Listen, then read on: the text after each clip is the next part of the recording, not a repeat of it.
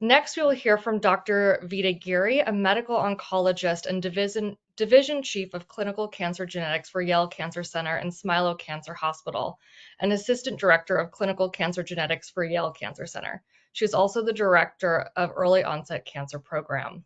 We're grateful to have her with us today to share more about our understanding of early onset cancers. Dr. Giri?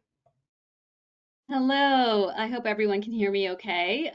It's a real pleasure to be here. Thank you so much for inviting me to come talk about the early onset cancer program. Next slide, please. Great. So this is a new program that has been launched by Yale Cancer Center and Smilow Cancer Hospital, um, co-led by myself and co-director Dr. Nancy Borstelman. I have a background in medical oncology and focus in clinical cancer genetics from a clinical and research standpoint. And along the way, really had developed this really deep interest in early onset cancers.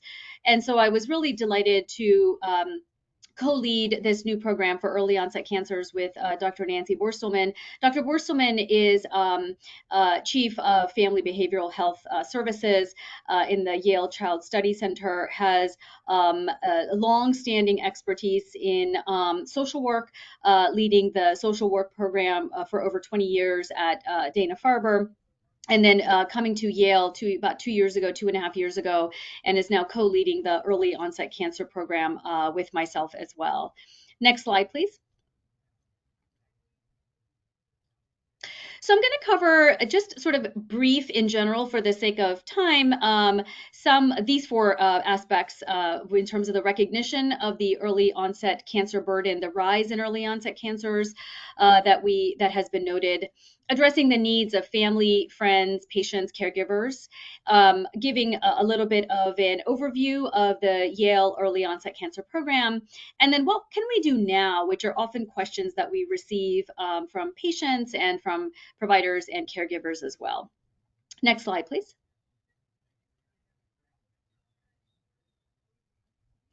So in general, when we're talking about early onset cancers, the definition here for the sake of our discussion and thinking about this more broadly is an individual who was diagnosed with a cancer between the ages of or from 18 to 49. So basically under the age of 50 for adults.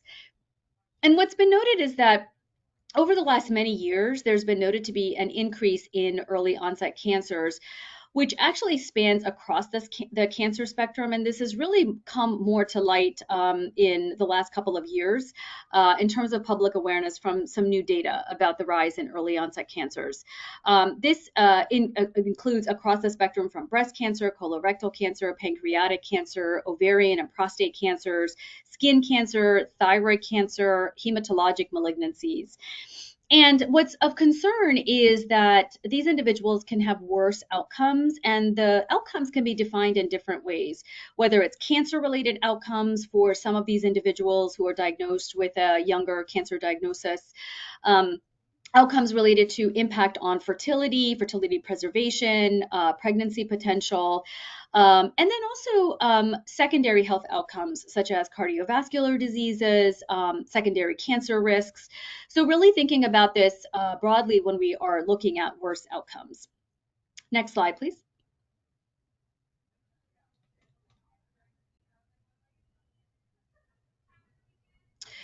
So this is one of the studies that was published in 2023 that really launched a lot of public conversation about the rise in early onset cancers. This was a study that looked at data from 17 NCI-SEER registries, comparing the incidence of early onset cancers from 2019 compared to 2010.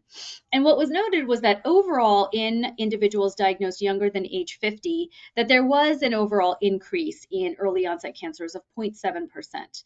But really what was noted was the dramatic increase in those individuals between the ages of 30 to 39 and diagnosed between the ages of 20 to 29, as can be seen.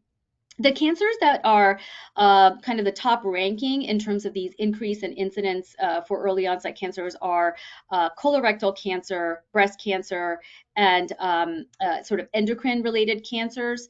But what we notice, next slide, please, is that actually this increase in cancer incidence is actually noted across the board for multiple cancer types, from, as I mentioned, thyroid cancer to pancreatic cancer to prostate cancer and the hematologic malignancies. So it really is important to think about when we develop a program to think about this across the cancer spectrum and really thinking about across populations as well. Next slide, please.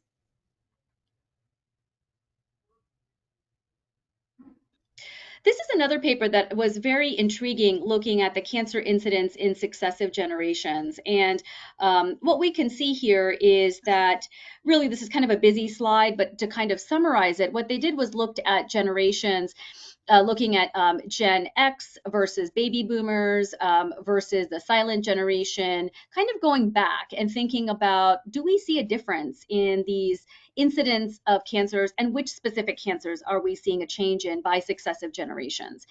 And what we see here, kind of in the bottom right of the slide, is that looking at, say, Gen X versus baby boomers, that we do see an increase in incidence for those cancers where they're showing up on the right side of that vertical bar. And some cancers have decreased in successive generations, but others have continued to rise. And again, these primarily, like sort of the top ranking ones, are colorectal cancer, breast cancer, but a host of other cancers as seen there.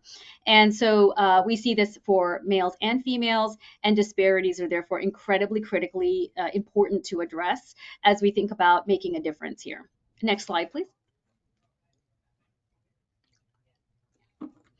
Now, we often get questions about why this is happening, and that really is an area of active research, thinking about why are these cancers increasing across generations? Why are we seeing earlier onset cancers on the rise? Is it inherent factors? Is it environmental factors? Is it dietary factors? Is it a combination of factors? It's probably a multifactorial, set of reasons for why this is going on, and also is a very active area of research. And so while the research has been going on, our program has taken the approach of what really can we do now and what needs to be addressed. The challenges for patients with early onset cancers are multiple, and these can be categorized as clinical and research challenges and complexities, impact on quality of life, impact on responsibilities that these individuals have, and access to care. So from the clinical and research complexities, as I mentioned, in terms of they can potentially experience worse clinical outcomes. There are gaps in research that needs to be addressed in terms of why this is happening and how to enhance the patient experience. Additional modalities that are brought into the care of these patients, like genetic testing, which can just be a lot to think about when a person is diagnosed with cancer, thinking about multiple approaches to the treatment of their cancer, and then now bringing in additional factors such as genetic testing and approaches to fertility preservation and things like that. Quality of life is certainly impacted for these individuals, coping with the cancer, impact on mental health, social isolation that can be experienced from their peers and friends and networks going through this at a younger age, impact on fertility and sexual health, body image, and physical challenges as well. And then these are individuals who are very busy in their lives and have many, many responsibilities typically. So there can be a strain on their employment and engagement with their jobs and their careers with the cancer diagnosis and dealing with the cancer, trajectory. Oftentimes these are parents, and these individuals have childcare responsibilities, or they're taking care of aging parents and have caregiver responsibilities. So thinking about how they're going to balance everything really becomes a strain on how they can engage with their care. And then access to care becomes critical. So financial stress that can come out of cancer treatments and impact on their own finances, and when we think about things such as disparities or under-resourced populations, transportation to appointments, how are they going to, who will take care of the kids while they're at the appointments? You know, a lot of these things come to mind, which can really impact the engagement in cancer care. Next slide, please.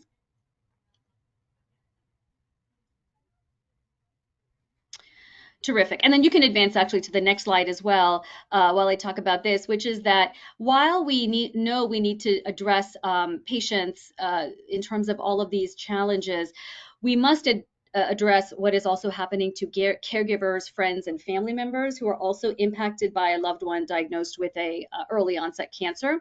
So many of these challenges that are being faced impact the caregivers as well. So comprehensive programs need to think about addressing this for patients and for caregivers or friends. And then incredibly important, as I mentioned, disparities, because any of these challenges really exponentially rise when we're thinking about the impact of underserved, under-resourced, underrepresented populations. Next slide, please.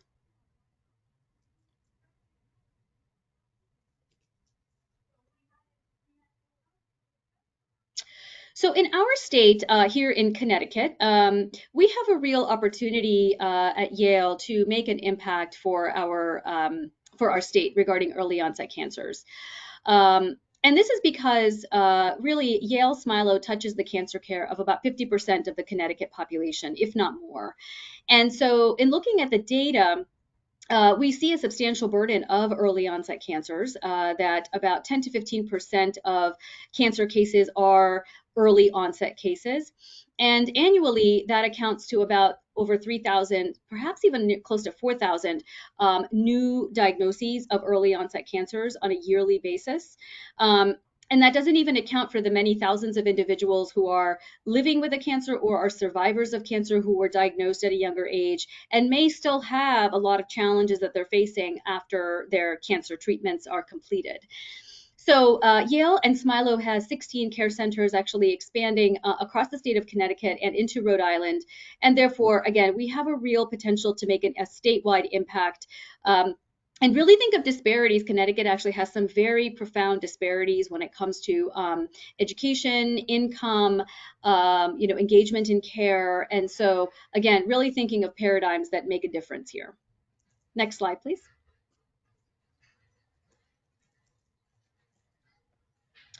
So in general, our early onset cancer program, the mission is to reduce the burden of early onset cancer for patients and families, driven by innovation, equity, and support.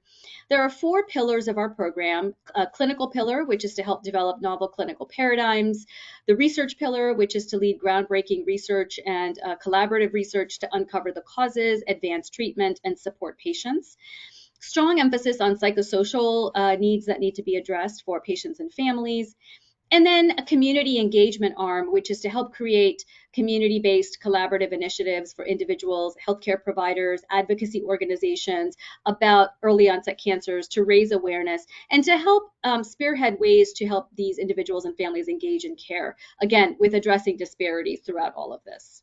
Next slide, please.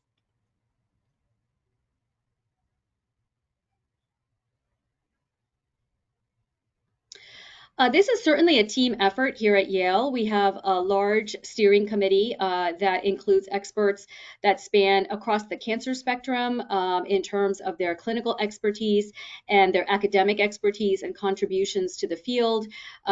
We also have a growing patient engagement in our steering committee. And also we know that we need to engage diverse populations as well. So really helping to think about that, to make sure that we're having all of the perspectives as we're developing our strategic plans for how this program should roll out. Next slide, please.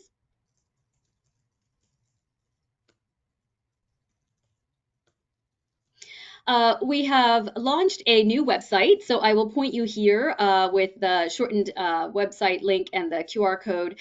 And this is really helpful at this point in time to help us kind of spread the word out there about early onset cancers.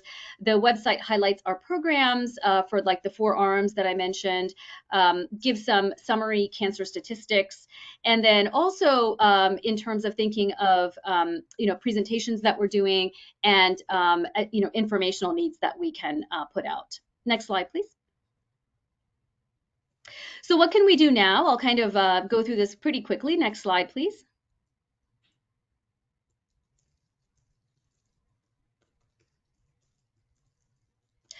And you can go forward. Next slide, please. In terms of addressing the psychosocial needs of patients and families, one of the studies that we have going on is called the Prosper Study, which is looking at addressing the psychosocial needs of individuals who are Black, Hispanic, Latina, and developing an e-navigation tool that includes their perspectives from focus groups and interviews for developing this e-navigation tool for the informational needs of patients, which we will then pilot. We've also launched early onset support groups. I just held a fertility preservation symposium this morning before this presentation, and really launching our patient navigation and support program. Next slide, please. And then just what you can do now, or what can be, spread out there in terms of public awareness. A couple of things is in terms of how do individuals know to screen younger for cancers. One of the best ways to think about that is knowing family history, so which can guide cancer screening recommendations. Sometimes younger ages to begin screening. It can help inform genetic testing, which also can inform, cancer risk estimation and starting screening at younger ages. And so individuals should really bring that family history information to their doctors. Consider genetic testing if appropriate. And in the meantime, really maintain a healthy lifestyle, physical activity, diet. American Cancer Society has a really great website for thinking about diet and physical activity for cancer risk reduction. And then just really making sure that individuals have regular visits to their doctors. Young people, it's a harder thing to go to the doctor, but go to the doctor, get the vaccines, and bring any symptoms to doctors, to the healthcare team, so that it can be addressed and really taken care of. Next slide, please. So I just wanted to give a brief overview of our early onset cancer program and put this in the context of this really critical field. And so I really, again, appreciate your time for inviting me to come and speak today. Thank you.